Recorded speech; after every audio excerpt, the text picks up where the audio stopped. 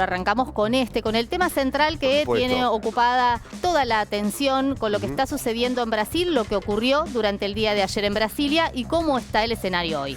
Bueno, fue muy impresionante lo sucedido ayer. Ya hay que hablar de 1.200 detenidos. Esto era lo que sucedía justamente en horas de la tarde ayer en Brasilia, cuando seguidores de Bolsonaro comienzan a copar diferentes edificios, la Casa de Gobierno, punto 1, el Congreso y la Corte Suprema de Justicia. Mientras tanto, como sabemos, Bolsonaro está en Estados Unidos y se desentiende de los incidentes y el intento de golpe de Estado que cometieron sus militantes ayer en Brasilia. También es cierto que el presidente Lula da Silva resolvió intervenir el Estado de Brasilia y además visitó los edificios gubernamentales que fueron atacados. Viajó rápidamente el presidente Ignacio Lula da Silva para observar en vivo y en directo lo que había sucedido justamente en estas horas frenéticas, un atentado contra la democracia en Brasil, un intento de golpe de Estado. Reiteramos, 1.200 son los detenidos por estas horas. Esto decía el presidente de Brasil, José Ignacio Lula da Silva.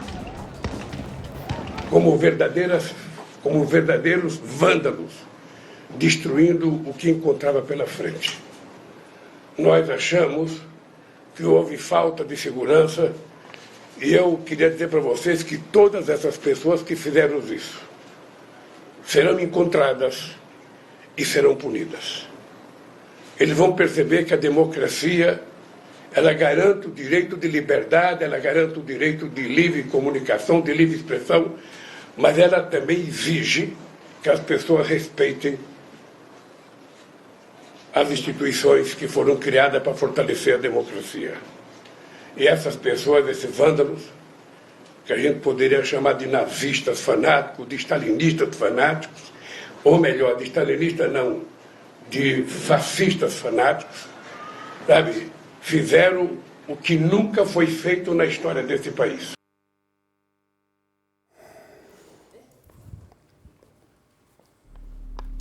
Y Brasilia amaneció hoy con el orden público bajo control de las fuerzas de seguridad, aunque con las huellas de la destrucción que generaron los miles de manifestantes de ultraderecha que responden a Bolsonaro y que reclamaron un golpe militar contra el gobierno de Lula. Bueno, allí está lo que ha sucedido, los demanes, lo que está arrojando el día después de estos serios, muy serios incidentes en Brasilia, y también hubo concentraciones en otras zonas de Brasil, pero las principales y la que está repudiando prácticamente el mundo entero sucedieron en Brasilia. A través de las redes sociales, el interventor en el Distrito Federal, Ricardo Capelli, quien será el responsable por la seguridad al menos hasta fin de mes, confirmó que la paz retornó a la capital brasileña, donde se reanudó la búsqueda de más responsables de los actos de vandalismo que sufrieron las sedes de la Presidencia, del Congreso y de la Corte Suprema. Como decíamos, el repudio internacional a lo sucedido en Brasil, concretamente en la ciudad de Brasilia. Quien está en los Estados Unidos es el expresidente Bolsonaro. Hizo declaraciones, se desentendió de lo que ocurrió justamente con sus seguidores ayer en Brasilia. Sobre esta cuestión analizamos la situación en Brasil y también las declaraciones de Bolsonaro con el periodista y comunicador social Jair Sibel, que esto decía. Creo que es el corolario de una experiencia de la derecha que ha cambiado su intervención a nivel latinoamericano y que ahora no tiene pruritos en dar un golpe de Estado desde las calles. No es una acción espontánea de un grupo de locos sueltos, sino que cuenta con logística, con financiamiento y con una estrategia política. Lula el primer día declaró 13 decretos que revertían algunas polémicas decisiones de Bolsonaro. Algunas de ellas eran, por ejemplo, la privatización de Petrobras, de Correios de Brasil, de la empresa de comunicaciones de Brasil. También todo lo que tiene que ver con la defensa de la Amazonía. Creo que lo que mostró Lula es que no iba a ser un gobierno timorato, sino que iba a pasar a la ofensiva, y parte de esto marcó la cancha de lo que es la oposición bolsonarista.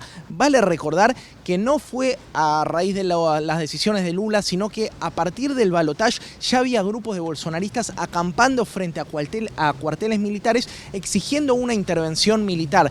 Digo, no es esto consecuencia de una decisión de Lula, sino es un modus operandi que tiene que ver con impugnar la democracia, impugnar la decisión mayoritaria y subvertir el orden establecido y concordado por los brasileros. Yo creo que hay dos lecturas. Por un lado, su voluntad de condicionar al gobierno de Lula. Lo que salen a decir es: a la semana de Asunción nosotros podemos llegar a hacer esto, tenemos capacidad de generar una escalada de violencia. Por otro lado, lo que hay que detenerse es en ver cuál va a ser la respuesta de Lula. Y creo que acá hay una pregunta que también se replica en Bolivia. Si tienen que pagarlo solo el máximo líder de las protestas o si tiene que hacerse un proceso de investigación para desandar quiénes fueron los responsables políticos, financieros y de movilización para generar esto. Creo que muestra un clima muy crispado en Brasil. Creo que muestra la capacidad que tiene el bolsonarismo de generar movilización social y a su vez la decisión de subvertir el orden democrático. Hoy en día la derecha, que en algún momento intentó acudir a las urnas, no respeta ningún tipo de institución democrática.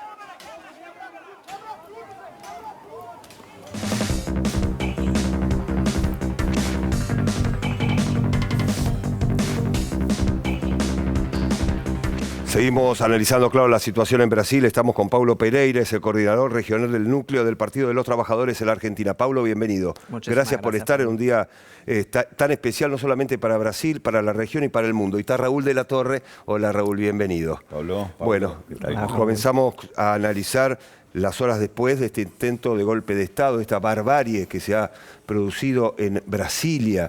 Tu primera visión desde la República Argentina, ya hace 8 años que estás residiendo en nuestro país, pero queremos tener tu primera visión de lo que te ha sucedido a vos cuando empezaste a ver las imágenes por la televisión, a escuchar radio y a comunicarte con tus colegas de Brasil, vos acá en la Argentina. Claro, es un día triste, ¿no? Un día triste para la democracia, un día triste para el pueblo trabajador brasileño, un día triste para una población que viene resistiendo desde el 2014 con el golpe de Estado que derrumbó la presidenta Dilma Rousseff, la primera mujer presidenta de Brasil. Claro. Y los resultados de ese golpe lo vimos ayer con la invasión por grupos terroristas, porque así hay que clasificarlos, son terroristas, y lo que significa eso al margen de la ley, ¿no?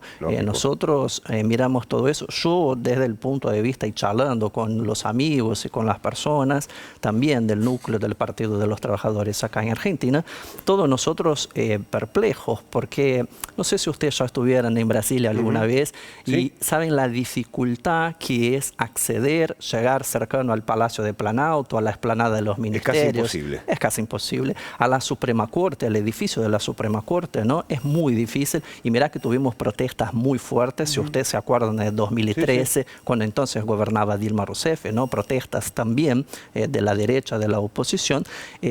Nunca vimos algo así. Lula, de hecho, lo habló claramente. Desde la redemocratización, cuando volvemos a vivir en democracia, esto es el primer acto golpista, terrorista en Brasil. Entonces lo vimos con muchísima preocupación, pero mirando, sabiendo que hay responsables por detrás de esa ocupación, de estas imágenes. Miramos las imágenes con la gente subiendo la Rambla del Planalto y sabemos que llegaron ahí porque hay sectores que fueron conniventes, indulgentes con esa invasión terrorista. Seguramente el análisis de Raúl de la Torre coincide mucho con lo que vos estás diciendo. ¿Es así, Raúl? Sí, y muchas preocupaciones, Pablo, que quiero compartir contigo, porque Pablo es representante del PT, del Partido de los Trabajadores, principal partido de la coalición hoy en el gobierno, o el partido de Lula.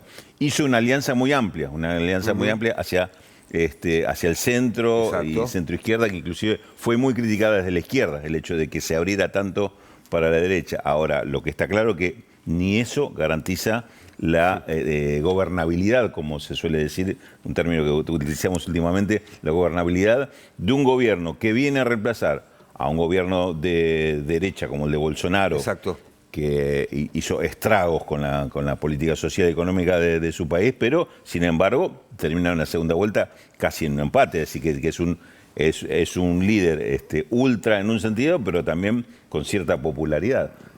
Este complejo esquema que hace que uno diría lo que sucedió ayer en Brasil no era imprevisible. Se esperaba que en algún momento pasara. Fue inesperado por el momento que pasó. No pasó una semana de que asumió Lula y no es que se aprovechó una situación de debilidad del gobierno, sino que directamente salieron a auturar la posibilidad de que Lula gobierne. ¿Cómo analizan, Pablo, desde el PT esta compleja situación y por lo tanto la posibilidad de Lula de poder ejercer la titularidad del gobierno? Nosotros hacemos una evaluación bastante precisa de que la llegada de Jair Bolsonaro al poder, imagínate, ¿no? Un diputado nacional, un diputado federal como Bolsonaro, 30 años sin el poder, el voto del impeachment, al momento que está en el Congreso, vota en defensa de la dictadura y en defensa del torturador Brilhante Ustra, uno de los torturadores de Dilma Rousseff, por ejemplo. En este momento las instituciones deberían haber trabajado y Bolsonaro debería salir de ahí del Congreso a la cárcel. Eso no pasó y eso es el primer indicio de cómo funcionaban las instituciones en ese momento. Nosotros fuimos a las elecciones en 2018, no nos olvidemos de eso, en un proceso totalmente ilegal que encarceló a Lula da Silva y que pasó 580 días en la cárcel. No fueron 2 o 3 días, fueron 580 días. Aún con eso, aún con una violencia mediática, una violencia de los poderes económicos, del poder judicial también, no nos olvidemos que esa Suprema Corte es casi la misma que encarceló a Lula de forma ilegal también.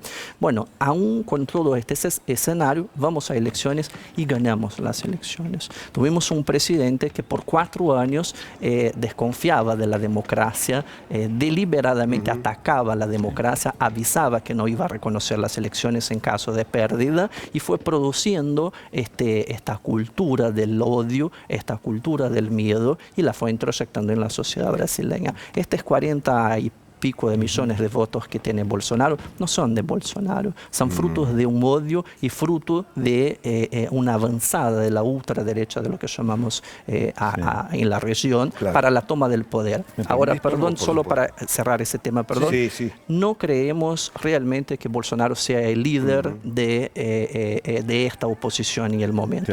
Es líder de este grupo radicalizado de terroristas, eso claramente, pero todavía no es el líder de la oposición con los votos que tiene. Sí, es muy importante la diferencia que acabas de hacer. Es el líder de un sector radicalizado, se lleva el voto. Y es peor, lo lidera desde Estados Unidos. Sí, claro. Claro, pero vos sabés, muchas de las cosas que decís, y me imagino que sos consciente de eso porque vivís hace varios años en Argentina, tiene mucho que ver con lo que nos pasa en Argentina y uno se siente identificado. Un poder judicial absolutamente arbitrario, liderazgo que no son estrictamente el liderazgo de la mitad de la población, pero que termina expresándose eso en los votos, y situaciones de graves ataques a la institucionalidad democrática que no se castigan. Sí. ¿Pensás que porque algunos análisis lo hacían este fin de semana y yo los comparto, el tema de Brasil, pero antes el tema de Bolivia contra Lucho Arce y lo que pasó en Perú de algún modo también que terminó con el gobierno de Castillo, ¿no son alertas de cómo se está manejando una ultraderecha en la región? Una ultraderecha que vos también lo sugerías. El tema de la democracia es una circunstancia para ellos, no necesariamente la democracia para ellos es la única forma de llegar al poder. ¿Está advirtiendo algo de que no va a permitir que gobiernos progresistas, gobiernos transformadores, para decirlo en algún término, que puede incluir al de Lula, al de Petro? No tengo duda. Nuestras sociedades, más que cualquier otra, sabemos muy bien cómo actúa la derecha y la ultraderecha cuando no tiene los votos o no llegan al poder por las vías democráticas. Fue así históricamente. 64 en Brasil con el golpe de Estado, acá también con los golpes de Estado sucesivos. Bueno, ¿quién dieron estos golpes? ¿No?